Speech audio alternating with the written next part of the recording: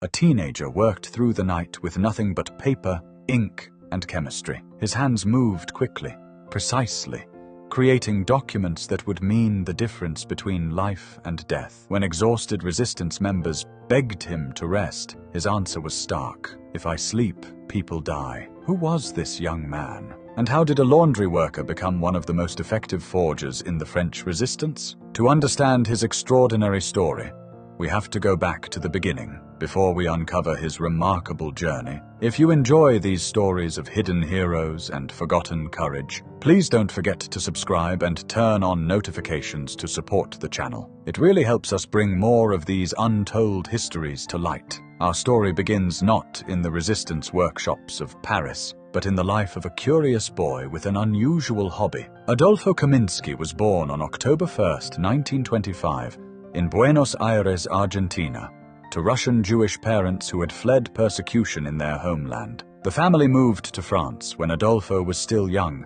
settling first in Normandy and later in Paris. His father worked as a tailor and dry cleaner, running a small laundry business that would become unexpectedly significant. Young Adolfo was fascinated by chemistry, not the kind taught in school, but practical, hands-on experimentation. While working in his father's laundry shop, he became obsessed with a particular challenge: how to remove ink stains from delicate fabrics without damaging the material. He experimented with different chemical compounds, acids and solvents, teaching himself through trial and error. It was a strange hobby for a teenager, learning the molecular properties of dyes and how to break them down. But this peculiar skill, developed purely out of curiosity, would soon become the foundation of something far greater. By his teenage years, Adolfo was just another young man in Paris, helping his father with the laundry business, attending school, living a relatively ordinary life in the Jewish community. He had a chance at normalcy, at a quiet life, but history had other plans. Everything changed in 1940 when Nazi Germany invaded France. The occupation transformed daily life into a nightmare for Jewish families. By 1943, when Adolfo was just 17 years old, the systematic persecution had reached a terrifying crescendo. The Kaminsky family was arrested during a roundup and sent to the Drancy internment camp, the primary assembly point for Jews being deported to Auschwitz. It was here, in this place of desperation, that fate intervened. The family was saved from deportation not through luck, but through a technicality. Adolfo's father could prove the family had originated from Argentina, not a country under Nazi control. They were released, but the experience left an indelible mark. Adolfo had seen the terror, heard the trains, witnessed families torn apart. He knew exactly what awaited those who couldn't prove their identity, who didn't have the right papers. Shortly after their release, members of the French resistance discovered something remarkable about this teenage laundry worker.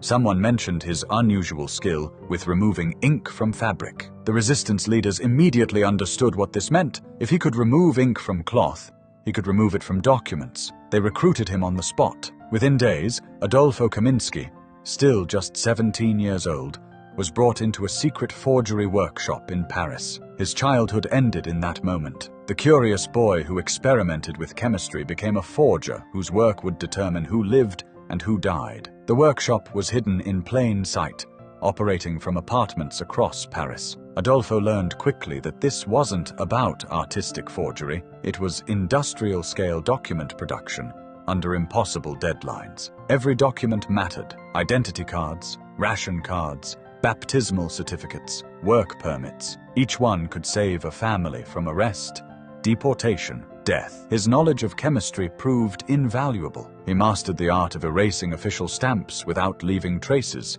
of aging new documents to look authentic, of matching the exact shade and composition of official government inks. He developed techniques for removing seals and reapplying them, for bleaching out information and replacing it seamlessly. What took other forgers hours, he could do in minutes. The scale of the operation grew rapidly. The resistance needed hundreds, then thousands of documents. Families desperate to escape needed new identities before the next roundup.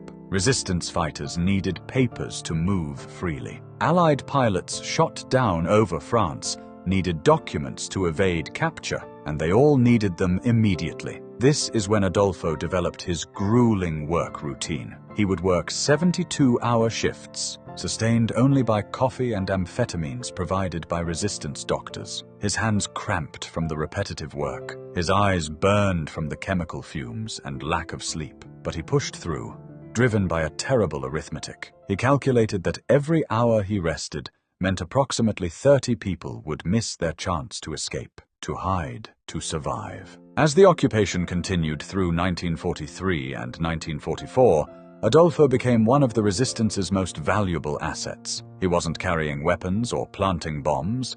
His warfare was waged with paper and chemistry. But the stakes were just as high, perhaps higher. A single mistake in a forged document could expose an entire network, lead to arrests, executions. The workshop operated under constant threat. Gestapo raids could happen at any moment. Adolfo and his colleagues developed elaborate systems for hiding their equipment, destroying evidence quickly if discovered. They moved locations frequently. They worked in silence, knowing that neighbors might hear, might inform, might destroy everything they'd built.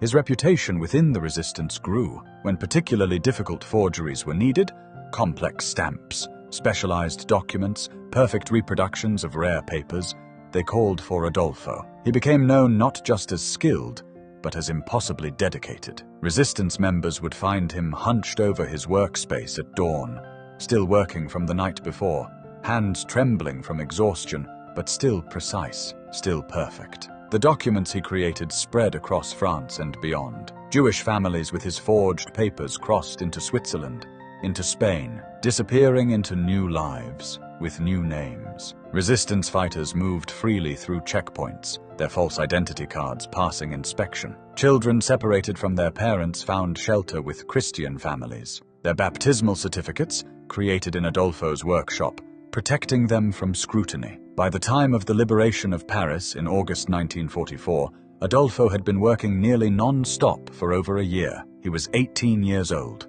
His hands bore chemical burns.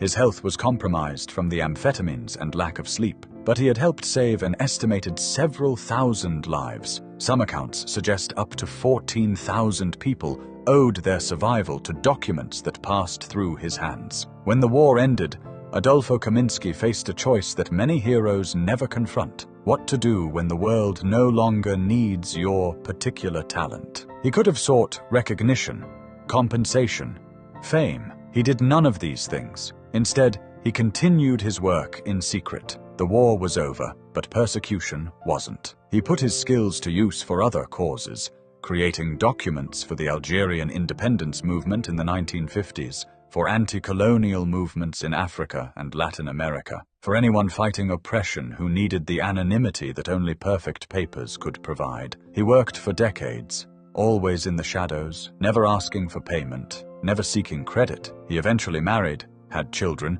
and worked as a photographer, a profession that, like forgery, required precision, chemistry, and an eye for detail. His family knew little of his past. For decades, his story remained hidden, known only to those who had worked alongside him and those whose lives he had saved. It wasn't until 2009, when he was 83 years old, that his daughter Sarah convinced him to tell his story. She interviewed him extensively, and the resulting book, Adolfo Kaminsky, A Forger's Life, finally brought his remarkable wartime work to public attention. Even then, Adolfo was reluctant, uncomfortable with praise, insistent that he had simply done what needed to be done. Adolfo Kaminsky died on January the 9th, 2023, at the age of 97. He lived long enough to see his story finally recognized, to receive honors from France and Israel, to know that his work was remembered. But those who knew him